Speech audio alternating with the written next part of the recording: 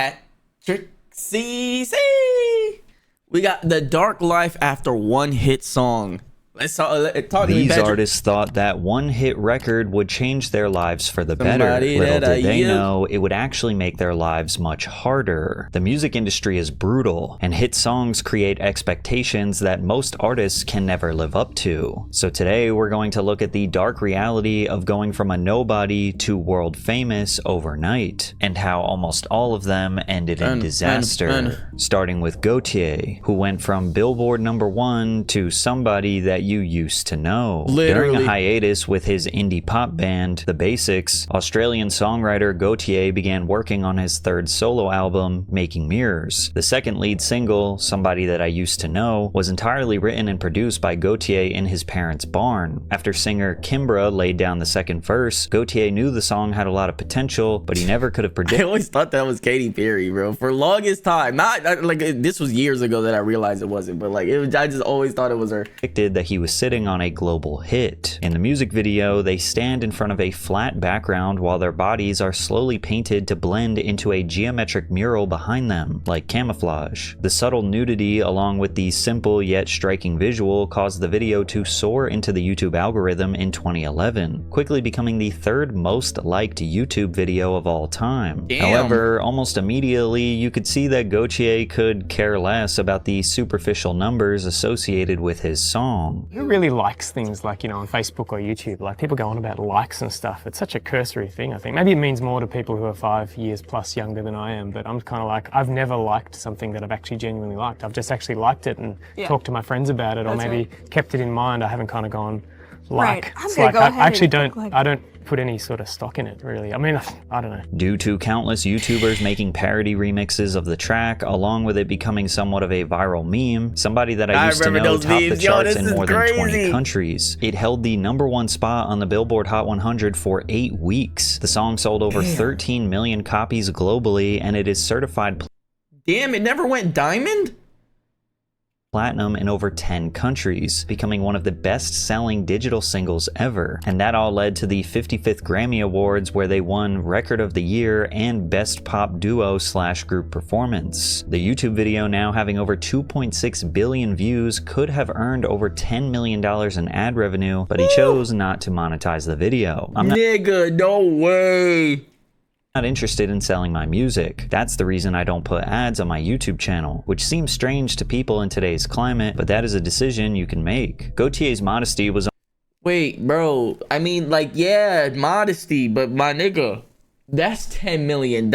almost entirely unheard of in the music industry. He even admitted he was already growing tired of his song. He said, "Sometimes I feel like I'm a bit sick of it. It had an energy that wasn't like anything I've put out before. I don't really feel like it belongs to me anymore. Everybody else kind of owns it now, especially with there being so many cover versions and parodies." He acknowledged that his I guess song that's was true. overplayed and saturated to the point of absurdity, where I feel it's an annoying presence in people's lives that they would prefer not to have. However, when he Nigga. spoke in interviews, he tried to hide his growing contempt for the song.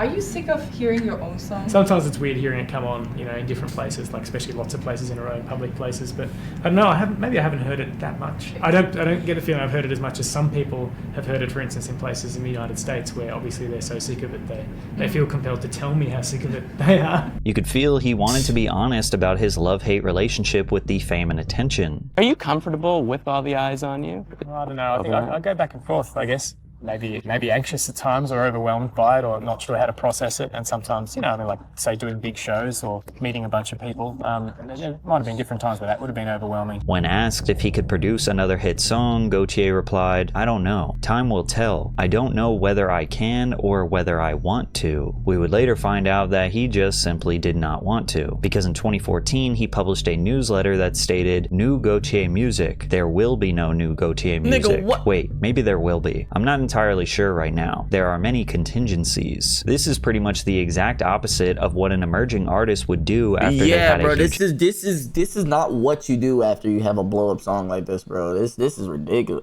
bro. It's kind of like when Bobby Shmurda got out of prison and everybody was expecting him to drop, and he took like half a year to make a song, bro. Not even a single, bro. Just a year. He almost took a whole year to drop one song, bro. Hit song, but he made it clear that he wasn't aiming for global pop stardom. He said, "I would take a sort of perverse pleasure in a certain part of the public thinking of me as a one-hit wonder." They really do leave after they've heard the hit song. Especially in America. I really wish I'd decided at some point. I really did want to do a show where I just played that one song 20 times in a row, just without flinching. Instead of capitalizing on his fame, Gaultier returned to his roots and rejoined his old band with his buddies, The Basics. Since then, the band has released 2 studio albums, The Age of Entitlement in 2015 and Basic in 2019, while continuing to perform for small crowds regularly throughout Australia. He also formed an ensemble called the Ondioline Orchestra to celebrate and revive the rare early electronic instrument, the ondioline. The group debuted in 2016 with a tribute concert honoring electronic music producer Jean-Jacques Perry shortly after his passing, and have since performed at festivals and concerts dedicated to the history of electronic music. Gaultier today spends his days collecting vintage music instruments and creating whatever he wants, whenever he wants, because he refused to sell his soul to the music industry. Wanting to remove yourself from this industry is common for one-hit wonders, just like I Love McConan, but fans were shocked to see him working as a cook at a local restaurant, considering he had a massive song with Drake in the 2010s. I Love McConan started as a whoa. I thought I Love McConan was a producer now. He not making money at all though? Relatively unknown artist to the public, but was well connected in the Atlanta hip-hop scene, with ties to massive producers like Mike Will Made It, Metro Boomin, Sonny Digital, and 808 Mafia. In the summer of 2014, he released a self-titled EP, which included Got the Club Going Up on a Tuesday. After Miley Cyrus posted his track on Instagram, McConan saw a flood of new listeners. Then popular music blogs were including his music on their staff picks for the week lists, describing McConan's voice as incredible. From there, Sonny Digital, who was the esteemed trap producer who made the beat for Tuesday, got a text from Drake. I just hit him back. It was him. He was just asking me to be on the song and shit, though. And I'm like, man, I don't know why you asking me for. Like, call you right back. Let me call McConan right quick and see what's up, man. You know, McConan was like, of course, like, you know what I'm saying? That's not even the question. McConan didn't even think twice and was excited for Drake to jump on the remix. On September 1st, 2014, they released the song and it launched up to number 12 on the Billboard Hot 100. McConan then signed to Drake's label, OVO Sound, and immediately released his debut album. Being a new rapper with a hit song that featured Drake was a one-way ticket to superstardom. That really was. For McConan, it was all downhill from here. McConan had a few singles after Tuesday that were doing well online. I like to make money, get and making the rounds in clubs such as I Don't Sell Molly No More and I Like to. I like to get money, get hurt. I like to make money, get hurt. Oh man, I love that song. Some of his old tweets resurfaced that would sour the relationship between him and Drake. Tweets where McConan called Drake corny and criticized anyone who was a fan of his music. McConan claimed he was simply young, online, and saying wild stuff just to get attention, to get a reaction. As if that wasn't bad enough, 2 months later, McConan claims his Twitter was hacked, where shit. Now he's dissing Rihanna.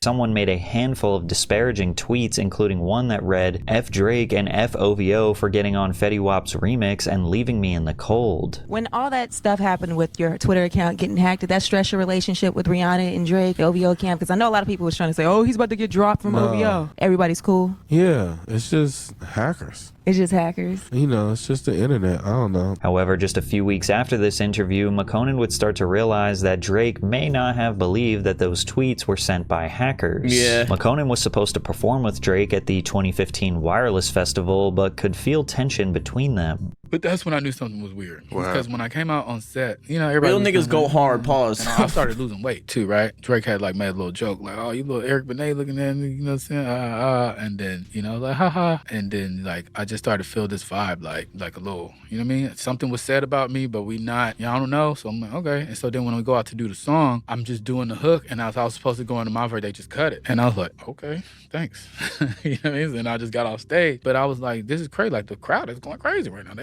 with me. Like they ready to hear, you know what I'm saying? I was working on it, and they just shut it off. And I was like, all right. So then I left that, and then it just started, you know, it was just like, this is getting weird. And by the end of 2015, he couldn't hold his tongue anymore. In an interview, he said that OVO delayed the release of tracks from his second album, saying that he submitted the songs to the label in January to be released for the summer, but they were never released. When he asked whether he still spoke to Drake, he said, here and there, by the time this comes out, I'll probably see him 6 more times, or no more times. I don't know. 4 months later, McKonen parted ways with Drake's label, OVO Sound, and then proceeded to drop one of the worst freestyles of all time on the Tim Westwood radio show, which coincidentally was him rapping over 3 different Drake beats. Heard the label said they gon' put the kid on the shelf. That's a motherfucking joke. Boy, don't make me choke. I could freestyle all day and a nigga will not choke. Not only was the freestyle bad, but many interpreted it as him dissing. Yeah, that might be, I'm not gonna lie, that might be one of my worst, that might be worse than my freestyles, nigga. On my gaming videos, that might be worse than my freestyles, Drake. bro. And as a result, at the 2016 VMAs after party in a New York City nightclub, Drake allegedly threatened McKonen. And so then Drake looked at me.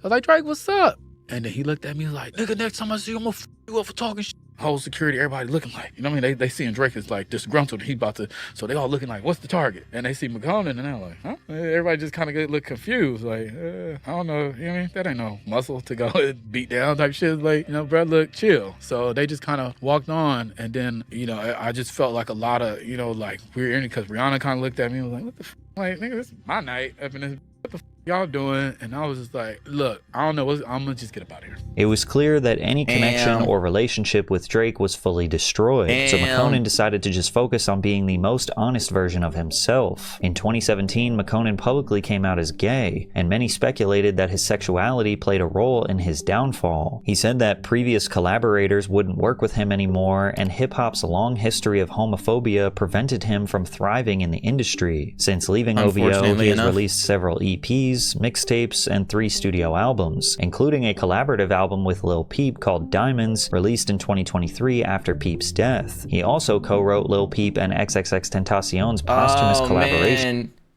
Oh, let's watch the rain as it's falling down. Oh my god, this song. This song, bro. Down. Till this day, McKonen is still releasing music consistently, but if I'm gonna be honest, it's just bad. He had a sound that worked in 2014, but 12 years later, he hasn't evolved much. Recently, he went viral after he posted a video of himself working in a restaurant kitchen. Look at all these people out here working, getting this money. You know what I'm saying? If you need me to come guest chef at your motherfucking spot, holla at me. Let me know what city. I'm coming through, cooking up. We got the smash burgers going off tonight. The internet rushed to tell the story of a fallen rapper who is now working a 9-to-5. But the true story was that a fire had devastated Portland's Burn Money Studios, a hub for local artists where McKonen worked, stored merch, and created art. His kitchen shift was a part of a fundraiser to help his community rebuild what they lost. But even if he was working a regular job, there's absolutely no shame in that. These days, McKonen says he wants out of the music business. I never chased a recording career. Music was a way out, but once I saw the politics, the egos, and the fake-ish, I knew this wasn't for me. Respectfully, I want to remove myself. Whether it was self-sabotage, making mediocre music, or a closed-minded industry, the reason behind McKonen's downfall is not exactly clear, unlike Designer, who had one very specific and disturbing incident on a plane involving the FBI that changed his career forever. On December 15th, 2015, just before the peak of the infamous SoundCloud rap era, Designer released Panda on SoundCloud, rapidly gaining millions. Didn't everybody think this was Future? I thought this was Future too. Millions of streams on the site. The immediate success of Panda led to an all-out bidding war to sign him, with 11 different record labels submitting offers to sign Designer. He ultimately ended up going with Kanye West's record label, Good Music, even though they weren't necessarily offering the most money. I ain't kid, I ain't have all the money. I just wanted to make the best out of the movement. And that's what got that diamond, because I never seen it for the cash. You feel what I'm saying? I just wanted to be able able to create a movement where I could be able to jump on stage and make people mosh pit, feel good, inspire others, tap in, help communities, and really do this shit how I wanted to do it. That same month, Panda would be re-released under the imprint. Designer would also be featured on Kanye's album Life of Pablo, once on Part 2, which included a sample of Panda, and again on Freestyle 4. With the newfound notoriety and a major co-sign from Ye, Panda reached #1 on the Billboard Hot 100 and would eventually become 5 times platinum. You absolutely could not escape this song. It was playing on the radio. So wait, what counts as diamond? Is it 10 times platinum? I can't remember. Every hour for months straight. At first, many hip-hop fans, including myself, thought it was a song by the rapper Future. Yeah, we all did, bro. They got to know Designer through interviews and social media. His personality was infectious. Yeah. Hey, I'm doing great. I'm feeling good. I hold the mic for you if you want me to. No, I can hold it. I hold the mic to you. You want me to? I'll just sit here. Hey, How do you feel being here now? Bro, I feel good, man. Count my blessings, man. Here with my family, with my moms and my pops out tonight. About to see my man Kanye go up there for minutes. I've been nominated for 2 awards. Y'all know what time it is. Hey, get it on. His momentum trickled over into his debut mixtape, New English, which peaked at #22 on the Billboard 200. From there, Designer was featured in the iconic 2016 XXL freshman class. Yeah, but he wasn't featured in the actual iconic freestyle. He was in the second one with Anderson .Paak and I think Lil Dicky, where his freestyle went viral and would end up being released as his next major single called Timmy Turner. But this is where everything started going wrong. Yeah. Designer and 4 other people were arrested on September 8th, 2016 following a road rage incident in New York City that allegedly ended with the rapper pointing a gun at the occupants of another vehicle. The NYPD confirmed that officers searched the SUV and initially reported finding a large quantity of Oxycontin and various other prescription pills. Designer was taken into custody and faced serious charges including criminal possession of a weapon and criminal possession of a controlled substance, but he would later be released, seemingly unfazed by it all. They try to keep me in there, you feel me? But when you're doing right, you feel me, and keeping it positive, they can't lock you down. You think you were getting set up, man? 2 days later, prosecutors dropped the felony gun charge. On the other hand, the pills were later identified as anabolic steroids belonging to the driver, Scott Siegel. Although the rapper managed to avoid serious jail time, he had a difficult time replicating the success he had with Panda, and that is likely due to his new music sounding exactly like every other standard trap song made for the past 10 years. All while his vocal delivery sounded just like Future. By 2018, Designer's hype had already died down, which meant the release of his debut EP, LOD, went unnoticed, peaking at #161 on the Billboard 200. From there, the rapper pretty much fell into obscurity and wouldn't make headlines until he parted ways with Good Music in 2019. He never even released a full studio album with the label, but he said the reason behind the fallout was that he was going through family struggles and wasn't able to talk to Kanye about it. Because the reason why I left, it's because, I was going through like a little mental thing. I was coming up out of high school. My pops just went in a coma. While I was on tour, I was having a great time, but I just knew something at home was happening with my mom and my pop's health and shit. Like, so it was just like, I wanted Ye to talk to, and it was hard to speak on it, you know what I'm saying? Since leaving Good Music, Designer has dropped several singles and EPs independently, essentially going back to being an underground artist despite once being viewed as one of hip-hop's most promising breakout stars. But hip-hop fans would constantly troll him online saying that he fell off. Nobody that's doing this shit for me, bro. Like, I signed to Kanye West, the biggest nigga. That nigga scoring the world. Y'all niggas think he's the genius. Y'all niggas think all that nigga shit. Bro, to me, nigga, that nigga's crazy, nigga. I've been doing shit by myself. To me, nigga, I brought Good Music back, nigga. And everybody know that, nigga. So what y'all talking about? I fell off, nigga. I only dropped 2 mixtapes, bro. Y'all people was mad ungrateful. Y'all ungrateful for the music I gave y'all. When he found out about the killing of Migos rapper Takeoff, which happened shortly after the murder of Designer's friend and rapper PNB Rock, like, bro, these things happen so quickly, like, bruh. On Instagram Live. Why? Why do we do this? Why do we do this? Why do we do it? I swear to God, this shit ain't nothing. I'm done rap. I'm done rap. This version of me is done.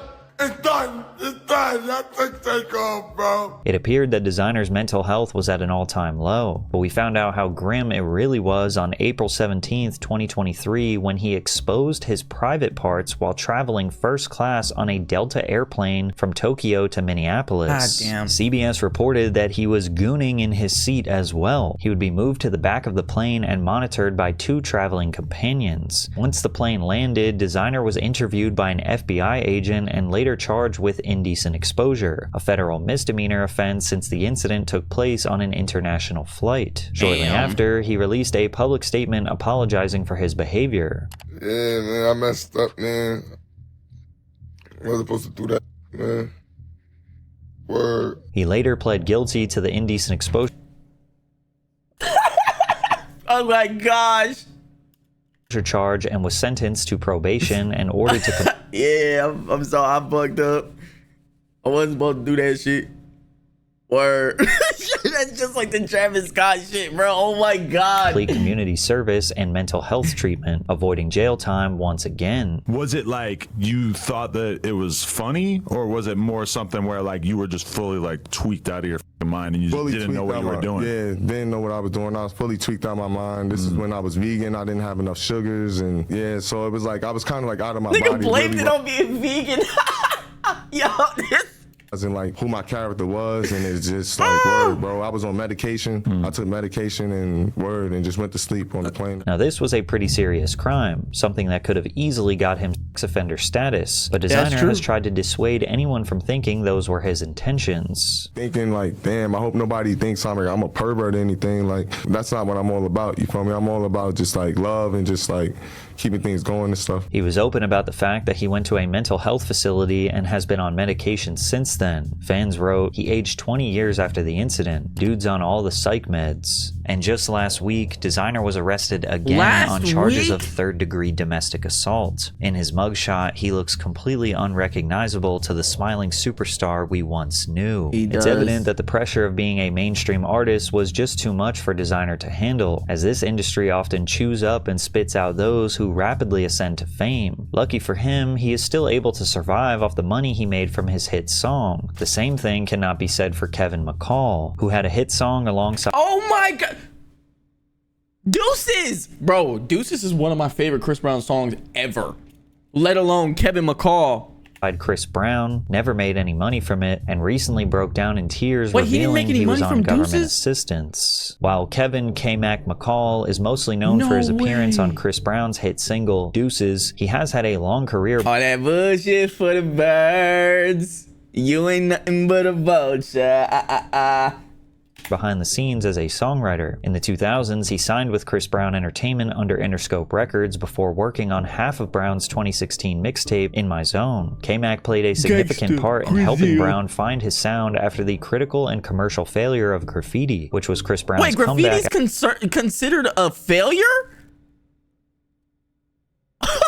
I didn't know that. Album following the domestic violence case with Rihanna. McCall also earned credits as a songwriter on nearly every track in Brown's In My Zone 2. Working under CB opened up doors for him to work with Kanye West, Justin Bieber, Gucci Mane, Drake, and others. However, Kevin's most memorable work came on Brown's fourth studio album, Fame. He worked on hits like She Ain't You, Wet the Bed, and Yeah x3, the latter of which peaked at number 15 on the Billboard Hot 100. Wait, Kevin at a McCall time when was on people all those questioned whether or not Chris Brown's career could recover, the album's success helped You, him dominate radio stations worldwide, and K-Mac is largely responsible for that success. Fame debuted at number 1 on the Billboard 200 and received 3 Grammy Award nominations, winning Best R&B Album. Fortune's a different but originally, album, brother. Kevin said that the song Deuces was not supposed to be on the album. It was my song.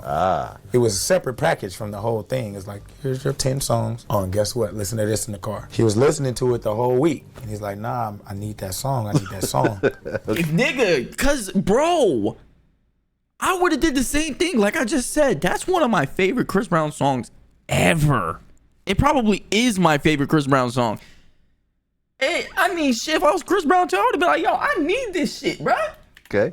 No, I need to come out. I'm an artist. I'm not a producer. I'm not a writer. I'm not a writer or a producer. I'm just me, and I give away a lot of my stuff. So that's how I became writer. K-Mac ultimately decided to give the song to Chris after they agreed that Kevin would be listed as a featured artist. Deuces would end up being the album's top performing single, reaching number 14 on the Billboard Hot 100 Literally one and of the putting best Kevin songs McCall ever. in the spotlight. He claims he never got paid for the song, but kept working with Chris Brown because ultimately it was good for his career. He was featured on a song song called No BS, and Strip, which peaked at number 37 and was certified platinum. After that, he and Chris went their separate ways, ending a nearly decade-long partnership. Their apparent feud spilled into the public eye in March 2016 when McCall wrote on Twitter, "We need to sit down and handle this business. I tried the adult business route. I feel my kindness is being taken for weakness." On multiple occasions in his Vlad TV interview, McCall hinted that he was not afraid to get physical. I'm a very real person. A lot of people can't take that. A lot of people around him was fake ass niggas. I didn't want to f them up, so I just wouldn't be around. You know what I'm saying? Y'all know who I'm talking to. And so he decided to call me on the phone and tell me how much of a bad look, but he didn't tell me in a professional way. So I had to, check him and let him know, don't ever talk to me like that again, or we'll have a conversation when you see me in person. Brown responded on social media, accusing McCall of being ungrateful before threatening to beat him up. "You won't be able to walk, let alone sing again." Chris continued to post videos online where he repeatedly mocked Kevin. "Thank you, K-Mac. I bought this with your money. I bought this." Oh shit, I remember these. "I bought this with your money." "With your money.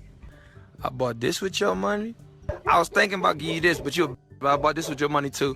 I bought that with your money. That's the only one on the West Coast.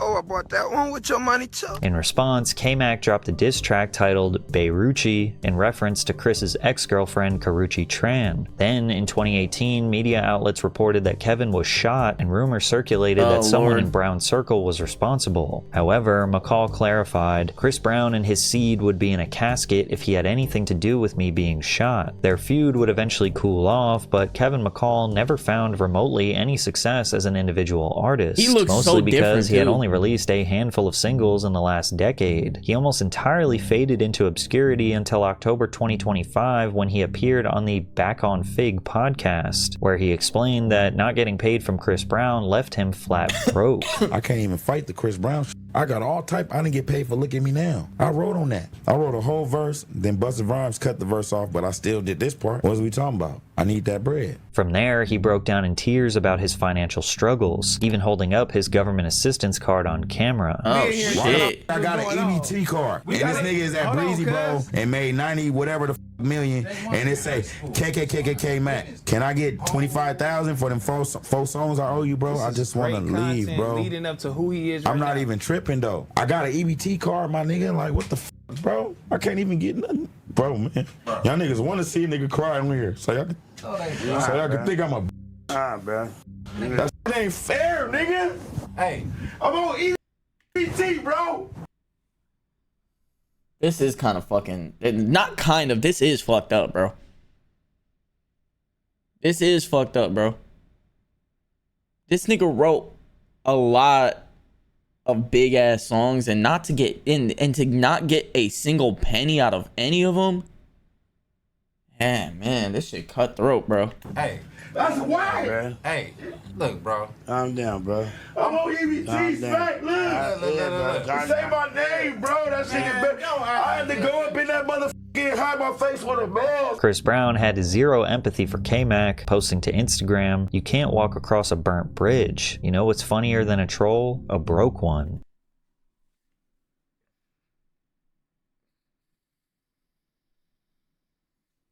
God damn, Chris. But at least This Kevin nigga- McCall is still here and has a platform to tell his story, because others are not as fortunate, like Cali. You know what I'm saying? Like, low key, Kevin McCall could start his own shit.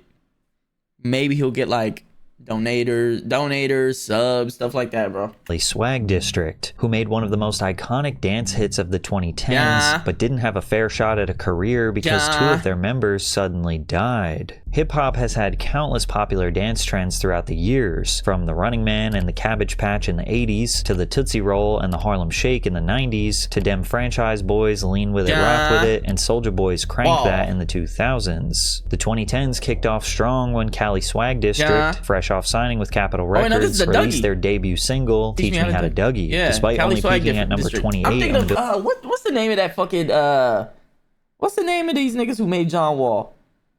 Do the John Wall. Oh, I can't remember their names. Billboard Hot 100, nobody would argue Yeah. against this song being a hit, as it is still being played at school dances, parties, and weddings till this day. While the group didn't invent the Dougie, because it originated in Dallas, Texas in the early 2000s, they're credited with popularizing it worldwide. And when the song blew up, everybody was hitting the Dougie, including A-list celebrities and athletes. The group attempted to build on their buzz with 2 more singles, Where You Are and Kickback, though they didn't perform as well. However, nothing would be the same after the night of May 15th, 2011, when Monte M-Bone Talbert was sitting in the passenger seat of a parked car outside of a liquor store in Inglewood. According to investigators, a gunman in a separate vehicle pulled up and opened fire before speeding away. So when I go up to the window, I'm talking to him. I'm like, "Bum." He ain't say nothing. His head is laying on the back of the seat, like, and bro not moving. I say his name again. I'm like, "Bum, move, get up." And then I seen blood come out, bro, ear. That's when I lost it. M-Bone was pronounced dead at the hospital. The group's manager, Greg Miller, said, "What makes this especially sad is that none of the guys have ever been involved in any type of gang activity. Weeks after his death, authorities were still struggling to identify a suspect or determine a motive. Still, the Inglewood Police Department didn't consider the shooting a gang hit. Some locals suspected the killer might have just been jealous of Talbert's success. The sentiment was shared at his funeral. I think he wanted to be known as the person who took M-Bone out. What was particularly sad was that M-Bone was the most prolific dancer of the group. He outshined everyone. So without him, the group lost a major piece of their identity. To make things worse, their business was struggling as well. Cali Swag District was signed to Capitol Records. However, their parent company, EMI, ceased to exist as an independent major label after being broken apart and sold. The company had been struggling financially for years and was taken over by Citigroup in 2011 due to debt. Citigroup then sold EMI in pieces. Its recorded music division was acquired by Universal Music Group. When Universal took over, they went through the roster and prioritized the artists bringing in the most money, meaning a lot of smaller acts ended up getting dropped, getting shelved, or just not promoted the same way anymore. The group's debut album was continually delayed as a result of the merger. Cali Swag District eventually requested to be released from their contract with Capitol. Soon after, they found a home with Sphinx Music Entertainment / 319 Music Group before releasing The Kickback on July 12, 2011. But the tragedy of M-Bone's death and constant delays meant the album ended up flying under the radar. Plus, when your hit song is a dance record, it did, because I don't even remember that. Become a trap. The song spreads because it's simple, catchy, and tied to a specific moment, but that same formula makes it hard to repeat. Fans don't connect with the artists, they connect with the dance. And the problem is that once the dance is no longer trendy, the artists lose all their attention. And before the group could redefine themselves or regain their momentum, another member, Karan J.R. Childs, died on June 6, 2014 at just 25 years old. J.R. had been living with sickle cell anemia, a genetic blood disorder that affects the shape of red blood cells, which carry oxygen to all parts of the body. In early June of 2014, he was admitted to the hospital after becoming ill. From there, he went into cardiac arrest and passed away. The 2 surviving members decided that they can't exactly pursue Cali Swag District as a duo. While Smooth the General appears to have stepped away from the spotlight, OFB Young has stayed active as a solo artist, continuing to release singles to this day. I never got over it. You know what I'm saying? I just know that I got to keep their name alive. If I don't do it, of course, the song gonna live forever, but you know, who gonna tell the story?